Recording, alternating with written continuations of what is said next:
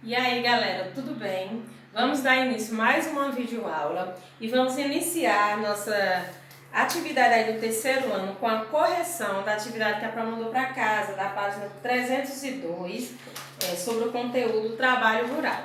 Então todos aí do terceiro ano vão pegar o livro, vai abrir na página 302 para a gente dar início à correção.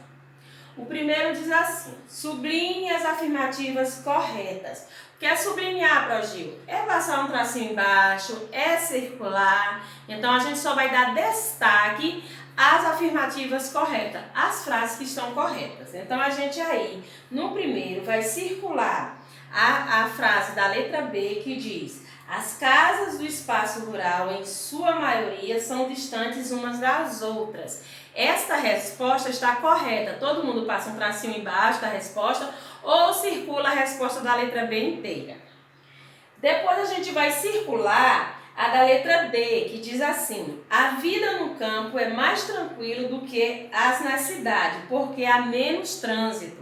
Então, essa afirmativa também está correta e a gente vai circular ou passar um tracinho embaixo de toda a frase. Depois a gente vai para o 2. No 2 diz: observe o quadro da pintora Tarsila do Amaral e responda a questão. Então aí a gente tem uma imagem de um quadro, né? E tudo que se vai perguntar sobre o exercício do 2 é referente a essa imagem. Então analisem bem a imagem e o que está escrito embaixo da imagem, porque a legenda é uma informação sobre a imagem, viu? Então na letra A diz assim: o quadro retrata um espaço urbano ou rural. O que é urbano? Um espaço de uma cidade ou espaço do campo? Quando diz rural é do campo, quando diz urbano é da cidade. Então o quadro aí de Tarsila, ele retrata um espaço rural. O desenho, a pintura que ela fez é uma paisagem do campo. Então a gente vai escrever aí, ó, espaço rural. Na letra B diz: escreva duas características que confirmem sua resposta no item A. A gente disse no item A que o espaço era rural. Por que a gente conseguiu identificar que o espaço era do campo? Então a gente pode dizer aí, ó, a presença de árvores e casas não muito próximas uma das outras. Percebam que as casas aí não seguem a mesma dinâmica, né, das casas da cidade, que é umas bem coladas na outra, tem casa na frente, tem casa atrás. Então a gente pode escrever como resposta da letra B a presença de muitas árvores e casas distantes uma das outras. Isso é uma das características do espaço rural.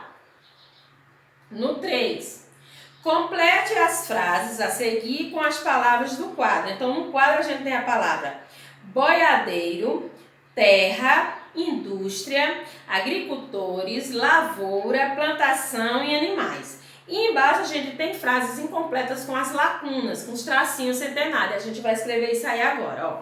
Na letra A diz assim: na comunidade rural existem atividades ligadas a... Aí a palavra que a gente vai escrever agora é lavoura.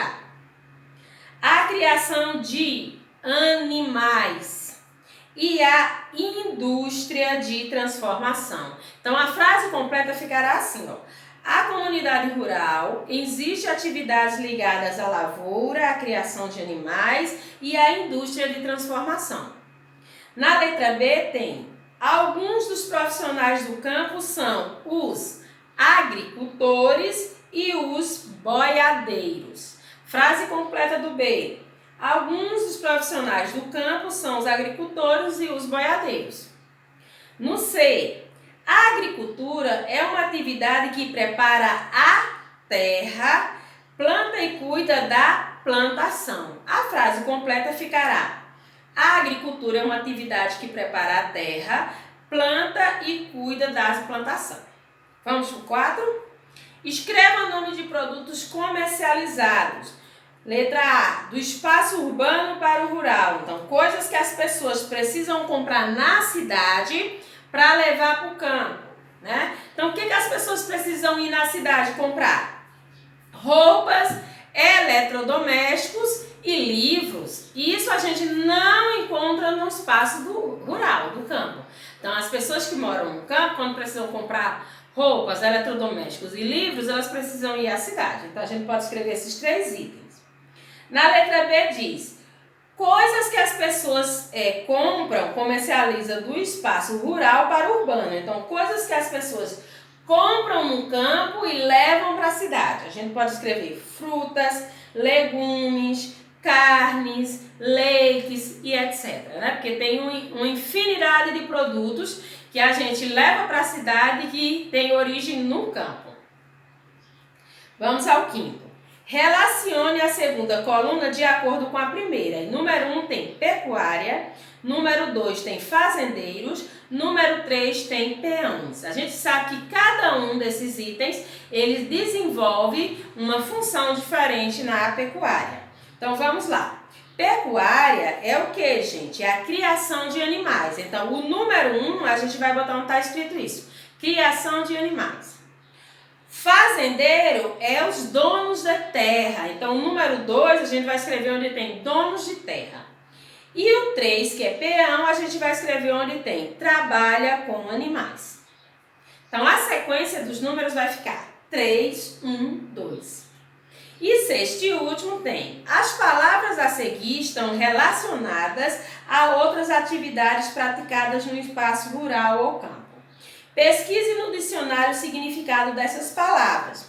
Quem não tem dicionário em casa, pode sempre utilizar o dicionário do celular da mamãe, né? Então, só é digitar a palavra no Google, que é uma ferramenta de pesquisa, a mamãe sabe disso, né? Acho que até mesmo vocês, na era da tecnologia, sabem. Então, quando a gente não tem dicionário em casa, a gente pode utilizar o dicionário online. Então, só ir lá e digitar a palavra piscicultura e a gente vai encontrar a resposta, criação de peixe.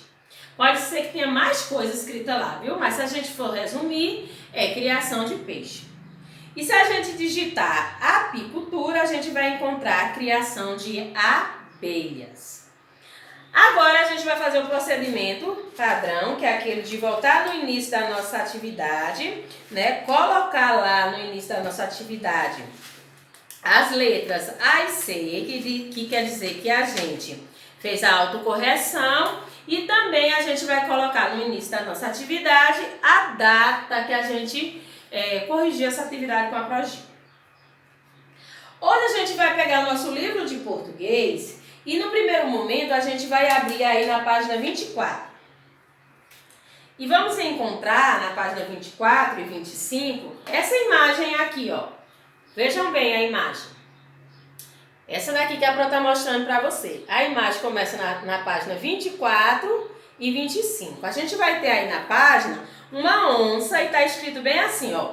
As rainhas da floresta.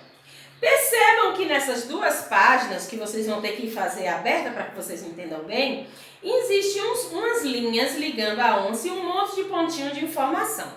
Por quê, gente? Esse tipo de texto que a Pro está apresentando para vocês na página 24 e 25 chama-se de texto infográfico.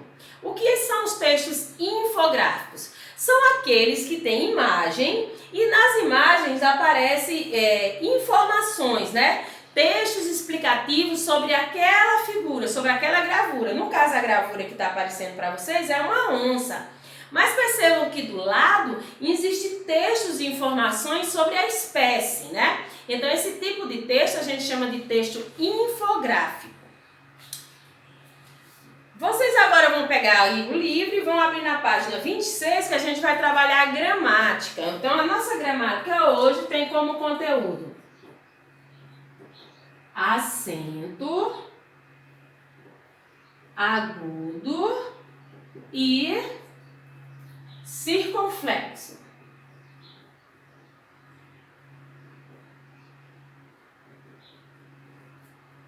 Então, hoje a gente vai falar sobre dois acentos que a gente já viu em aulas anteriores, que a gente já estudou também em séries anteriores.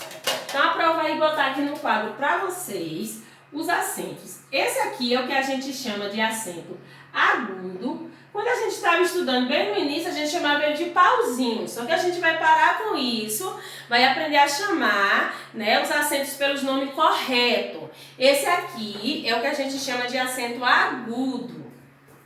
Esse outro aqui, a gente costumava chamar ele de chapeuzinho, mas ele não se chama chapeuzinho, e sim acentos circunflexos. Então, as palavras possuem acentos, e essas palavras que são acentuadas, elas não estão ali com acento para enfeitar a palavra. Todos os acentos, eles têm objetivos, eles servem para alguma coisa. E hoje que a gente está estudando dois acentos, a gente vai descobrir qual a finalidade, para que servem os acentos, esses dois acentos, quando a gente encontra eles nas palavras. Olha, aí no texto de vocês, no livro, na página 26, tem a denominação dos dois acentos. Diz assim, ó, acento agudo indica o som aberto das vogais. Acento circunflexo indica o som fechado das vogais. O que a gente pôde perceber com essas duas falas? Que esses dois acentos são utilizados em quê? Em vogais. Eu posso escrever os acentos agudos e circunflexos em cima de consoantes? Não. A gente só vai acentuar nas palavras as vogais. Quando a palavra possuir acento agudo ou circunflexo, a gente vai estar acentuando em cima da vogal e não das consoantes. A primeira coisa que a gente vai aprender é isso. Aí disse também assim, ó, que o acento agudo, ele representa o som aberto. Quando ele diz assim, um som aberto, não quer dizer que ele pegou a palavra e abriu para o som sair, não, gente. Vou colocar aqui para vocês como exemplo, ó, a palavra vovó. No finalzinho da palavra vovó, a gente tem um acento agudo, né? Então aqui a gente tem um som aberto. A gente diz assim, ó, vovó.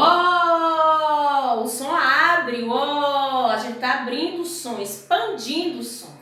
Vou colocar para vocês a mesma palavra com um acento diferente. Em vez do agudo, a gente agora está usando o circunflexo. Nesse caso aqui, a gente tem um som fechado. Como que a gente vai descobrir, Progil, que o som é fechado? Percebam que quando vocês pronunciam a palavra vovô, o som não está abrindo, ele está fechando, né? Então, ó, vovô é um som fechado. Ao contrário do de cima, que é com agudo, vovó, o som se expande e aqui o som fecha. Então, essa é a função dos dois acentos. Quando a gente acentua uma palavra com acento agudo, a gente está dando a ela um som aberto. Quer dizer, o som daquela palavra vai se expandir. Aquele pedacinho, aquela sílaba que está acentuada com acento agudo, vai ter um som alto, aberto. Quando a gente utiliza o acento circunflexo na sílaba, aquele pedacinho que está acentuado, ele vai ter um som fechado. É um som grave, um som que se fecha, né? Então, percebam coisas que a gente aprendeu aqui na aula. A gente só utiliza os acentos em cima de vogais. Eu posso chegar aqui e acentuar aqui, gente, ó. Posso fazer isso?